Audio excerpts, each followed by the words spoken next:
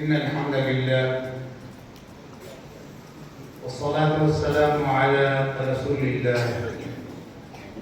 ومن والاه وبعد. آج مدرسہ خالد بن الولید کے اس احاطے کی جامع مسجد میں جتنے حضرات یہاں تشریف فرما ہیں اور ان خوش نصیبوں میں میرا بھی پورے فال نکل آیا کہ میں بھی ان سعادت مندوں میں شامل ہو جاؤں. وہی مانا کہ یہ جو پروگرام یہاں کے اس ادارے میں حضرت فضیلت الشیخ المحدث الفقیہ المفسر المحقق المدبر وأنا أضيف من قلبي كلمة واحدة وهي الموفق كذلك. حضرت کی کتابوں کی رونمائی کہیے یا اس کی اتنی جلدیں جو حضرت نے تحریر فرمائی ہے، ہم اس لیے من السعداء سعادت مندوں میں ہمارا شمار ہے کہ ہماری ملاقات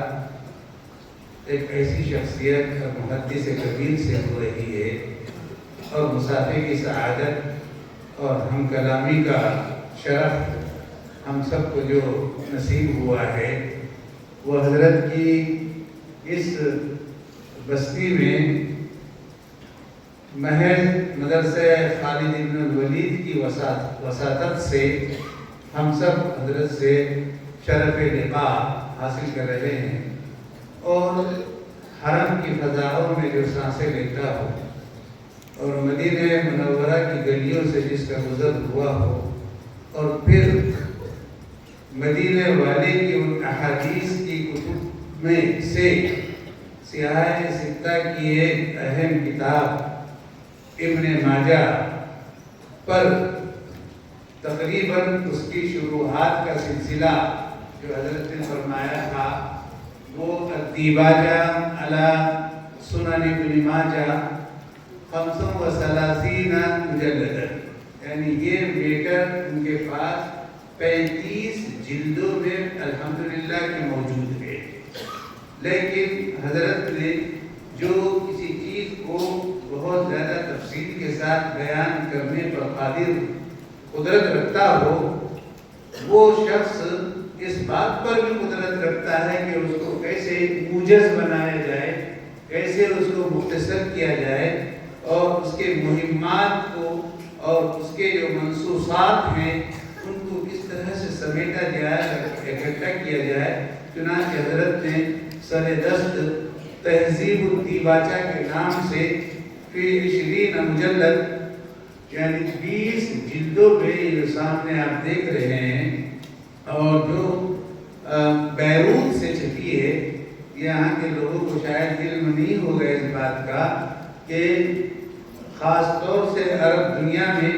بلکہ شاید کتابوں کی دنیا میں اگر سب سے بہترین طباعت اور سب سے بہترین مطابع اگر کہیں ہیں میسر تو وہ بیروت کے ہیں.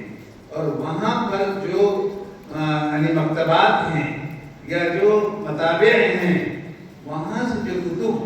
طبع ہوتی ہیں اور پوری دنیا میں پھیلتی ہیں اور جاتی ہیں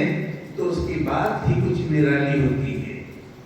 ان کا کاغذ، ان کی طباعت، ان کی تدقیق اور ان کی جو ہے آپ کے تذکاری کتابوں کے چھاپنے کے سلسلے میں احتیاطی تدابیر جتنی وہ اپناتے ہیں کوئی اور نہیں. اچھا، ایک خاص بات یہ ہے کہ ہر کس و ناقص کی کتاب بھی وہاں سے تباہ نہیں ہوتی. انہی لوگوں کی کتابیں عام طور سے وہاں سے تباہ ہوتی ہیں جو عالم اسلام میں معروف ہوں، مشہور ہوں، محقق ہوں، محدث ہوں فقیر ہوں، ادیب ہوں، شاعر ہوں، ناقد ہوں، یا پھر کسی بھی فن میں وہ دست رس اور ید طلا رکھتا ہو۔ ایسے ہی حضرات کی کتابیں وہاں سے چھپتی ہیں، اور یہ کتاب جو آپ کے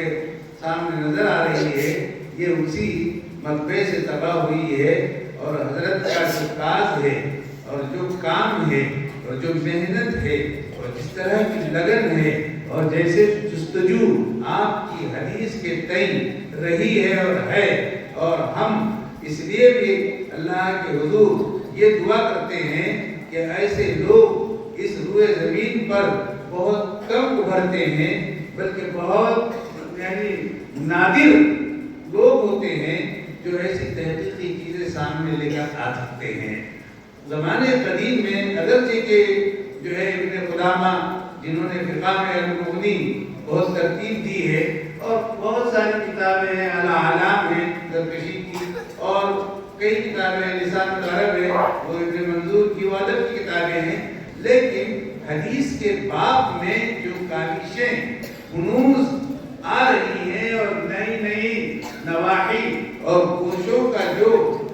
جس کو یہ حضرات آشکارا کر رہے ہیں، یہ اپنی ذات میں خود ایک بہت بڑا کام ہے اور بہت بڑا عمل ہے۔ ہم سب خوش نصیب ہیں کہ ہم آنے والی نسلوں کو اگر یہ کہیں گے کہ حضرت لطیف الرحمان صاحب قاسمی مدذل العالی اطال اللہ بقاؤہ ويجعله كي نستفيد من شخصيته ومن علمه وننهل من منهله العاذب السليم، تو ہم دعا کرتے ہیں اللہ رب العزت سے کہ اللہ تعالیٰ آپ کو طویل عمر عطا فرمائے تحقیق اور تدقیق میں، اور آپ کے کتابوں کے سلسلے میں جو کاوشیں آپ کی ہم تک پہنچ رہی ہیں اور ہم اپنی آنکھوں سے دیکھ رہے ہیں، اللہ تعالیٰ آپ کی عمر میں برکت عطا فرمائے اور کام میں برکت عطا فرمائے، اور اللہ تعالیٰ ہم تمام کو جو ہے حضرت کے سائے عاطفت میں رکھتے ہوئے ہم سب کے لیے دعا کی ہم درخواست کرتے ہیں کہ جو لوگ حاضر ہیں آپ ہم سب کو اپنی دعا میں یاد رکھیں۔ وما ذلك على الله بعزيز، هذا وبالله التوفيق، وآخر دعوانا ان الحمد لله۔